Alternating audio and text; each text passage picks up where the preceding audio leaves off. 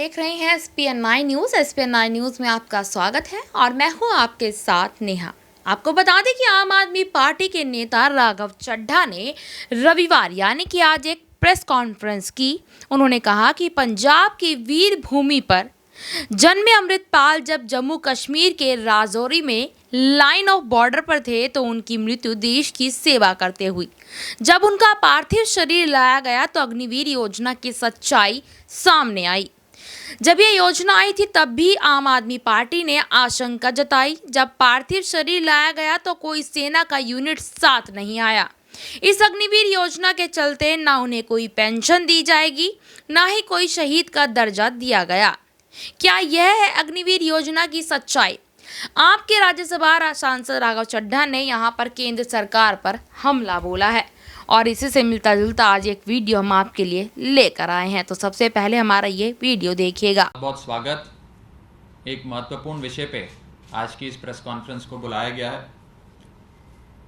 साथियों, पंजाब की वीर भूमि पे जन्मे शहीद अग्निवीर अमृतपाल जो मानसा ज़िले से आते हैं, वो 11 अक्टूबर 2023 को जब भारतीय सेना में तैनात राजौरी सेक्टर में लाइन ऑफ कंट्रोल के साथ ड्यूटी पर थे, वहाँ उनकी मृत्यु हुई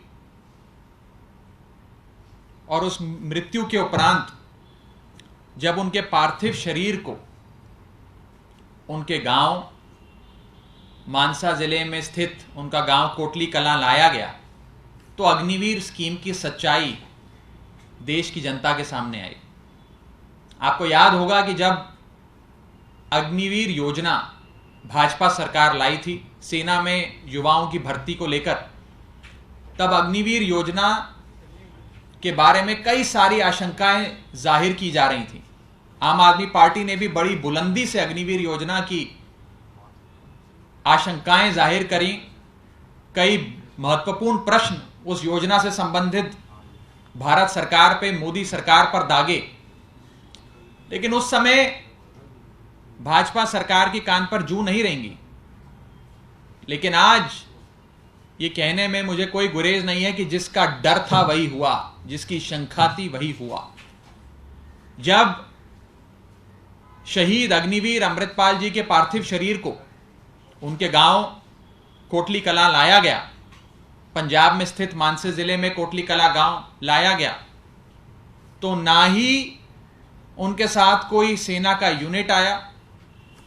मात्र एक आर्मी का हवलदार और 2 जवान सिविल वर्दी में उनके शरीर को लाए। प्राइवेट एम्बुलेंस में उनके पार्थिव शरीर को लाया गया। कोई सेना की गाड़ी भी मुहैया नहीं कराई गई। और सबसे चौंका देने वाली बात, उन्हें कोई सैन्य सम्मान अंतिम विदाई के समय जो एक सैनिक को दिया जाता है वो नहीं दिया गया।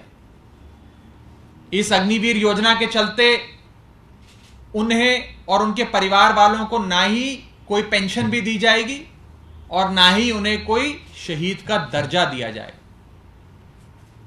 एक दिल दहला देने वाला वीडियो, उनके पार्थिव शरीर जब उनके गांव पहुंचा तो वहां जो हालात थे वो जाहिर करते हुए सोशल मीडिया पर काफी वायरल हुआ है। केंद्र में बैठी भाजपा सरकार से लोगों ने कई सवाल पूछे हैं कि क्यों एक अग्निवीर जिन्हें सेना में भर्ती किया गया, जो ऑन ड्यूटी शहीद हुए, राजौरी सेक्टर में लाइन ऑफ कंट्रोल के साथ ड्यूटी पर थे, जब उनकी मृत्यु हुई तो क्यों उन्हें शहीद का दर्जा नहीं दिया गया? क्यों उन्हें कोई सैन्य सम्मान नहीं मिला? और क्यों उनकी शव को, उनके पार्थिव शरीर को एक प्राइवेट एम्बुलेंस और सिविल वर्दी में भेजा गया? ना ही उन्हें तिरंगे झंडे में लपेटकर उनके परिवार वालों को सौंपा गया और ना ही कोई सैन्य सम्मान, अंतिम श्रद्धांजलि सेना द्वारा उन्हें प्रदान करी गई।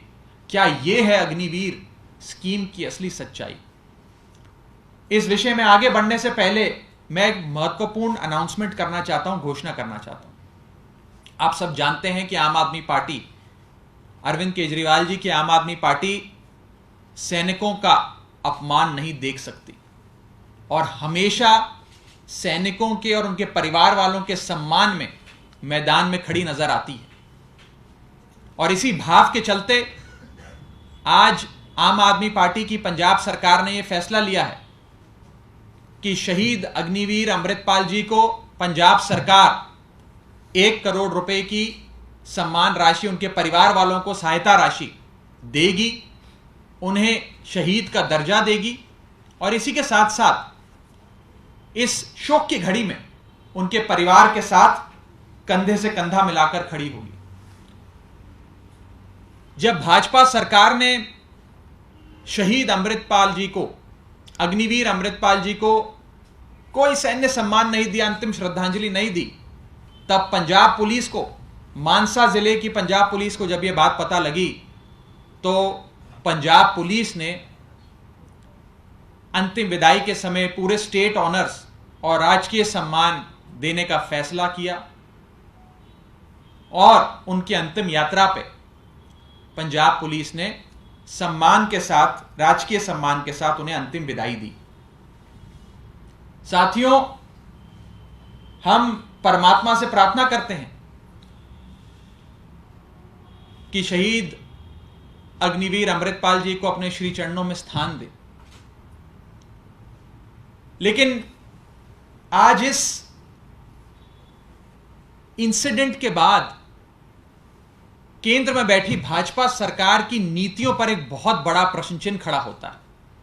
मैं आपको साफ तौर पे बताना चाहता हूं कि यह देश सैनिकों की वजह से है, नेताओं की वजह से नहीं है। यह बात जितनी जल्दी भाजपा सरकार समझ ले उतना देश के लिए अच्छा। हमने शुरू से कहा था कि अग्निवीर योजना देश की सेना के साथ एक खतरनाक प्रयोग है। कहीं ना कहीं इससे सेना के बल पर और सैनिकों के मनोबल पर प्रभाव पड़ेगा। इस स्कीम को मत लागू करिए। लेकिन भाजपा सरकार के कान पर जू नहीं रहेंगी, जिसका आज जीता जागता उदाहरण हमने कोटली कलां के मानसा जिले में स्थित शहीद अग्निवीर अमृतपाल जी के केस में हमने देखा। यह अग्निवीर स्कीम आनन फानन में लागू करी गई और विपक्ष की जितनी आशंकाएं थी उन सारी आशंकाओं को कहीं ना कहीं सच साबित करने का काम इस स्कीम ने किया। मैं अपनी बात को आगे बढ़ाने से पहले 5 महत्वपूर्ण सवाल भाजपा सरकार से पूछना चाहता हूं। मेरा पहला सवाल, क्या 19 वर्षीय शहीद अग्निवीर अमृतपाल जी को सैन्य सम्मान ना मिलना, उनकी अंतिम विदाई पर उन्हें सम्मान नहीं मिलना, क्या भारतीय सेना का अपमान नहीं है? क्या यह सेना के मनोबल को चोट नहीं पहुंचाएगा? भाजपा सरकार से मेरा दूसरा सवाल कि ऑन ड्यूटी अग्निवीर अमृतपाल जी की शहादत के उपरांत आपने उन्हें कोई सम्मान नहीं दिया, तो इस बात की क्या गारंटी है कि 4 साल की ड्यूटी समाप्त होने के बाद इन अग्निवीरों का भविष्य सुनहरा होगा? मेरा तीसरा सवाल भाजपा की सरकार से, क्या भाजपा की सरकार नियमित जवानों और अग्निवीर जवानों के बीच में कोई भेदभाव करती है? क्या नियमित जवानों की शहादत शहादत है लेकिन अग्निवीर जवानों की शहादत शहादत नहीं है? क्या कोई भेदभाव करती है भाजपा सरकार? यह बात वो जनता के सामने रखे। मेरा चौथा सवाल, क्या दुश्मन की गोली लगने की वजह से मृत्यु होना ही शहादत कहलाने के लायक है? क्या दुश्मन की गोली लगने से मृत्यु जो हुई, क्या उसी को शहादत बोला जाएगा? क्या ऑन ड्यूटी यदि कोई व्यक्ति किसी कारणवश शहीद होता है, मृत्यु के घाट उतरता है, तो क्या उसे शहीद नहीं कहा जाएगा? मैं उदाहरण के तौर पे आपसे पूछता हूं कि मान लीजिए कोई -20 डिग्री, -25 डिग्री में बर्फों बॉर्डर पे सीमा पे तैनात भारत की रक्षा कर रहा है और इतनी ठंड के चलते, ब्रेन हैमरेज के चलते या किसी दुर्घटना के चलते अगर सैनिक शहीद हो जाता है तो क्या उसे आप शहादत नहीं देंगे, कहेंगे? क्या उसे शहीद का दर्जा नहीं देंगे? ये मेरा चौथा सवाल भाजपा सरकार से। और मेरा पांचवा और आखिरी सवाल कि अगर अग्निवीर योजना इतनी अच्छी है, अगर अग्निवीर योजना से भारतीय सेना का, भारत देश का इतना भला होने जा रहा है, तो कितने नेताओं के बच्चे अग्निवीर स्कीम के चलते भारतीय सेना में एनरोल किए? अगर अग्निवीर स्कीम इतनी अच्छी है और उससे सेना का और देश का इतना लाभ होने जा रहा है, तो कितने नेताओं के बच्चे हैं जो अग्निवीर योजना का फायदा उठाते हुए सेना में भर्ती हुए?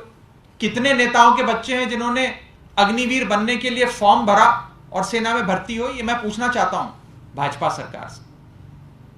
लानत है ऐसी बीजेपी की सरकार पे जो अपने सैनिकों को, शहीद अग्निवीरों को सम्मान नहीं दे पाती।